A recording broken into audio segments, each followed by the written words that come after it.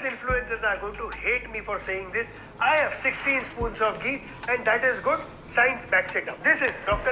Okay, it's easy to gain credibility by saying it's a science-backed information.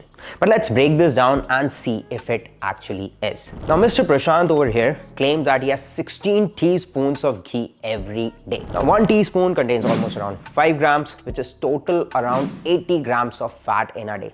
That is around 700 calories he's taking from ghee alone.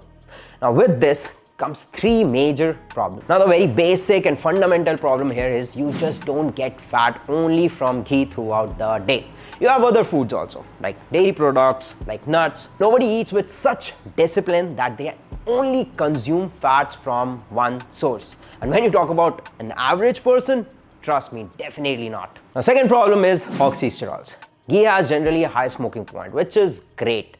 But when you see behind your ghee jar, it contains cholesterol also. And when cholesterol gets overheated, it forms oxysterols, which are again a carcinogenic compound related to heart disease. So you don't definitely want to overdo it. The last problem is too much of saturated fat. In his entire reel, he has not mentioned about the types of fat, which is monounsaturated fats, polyunsaturated fats, and saturated fat. For example, 80 grams of ghee almost contains 50 grams of saturated fats, and you should only consume about 10% of your daily overall calorie intake. For example, if you have 2000 calories, 20 grams is more than enough.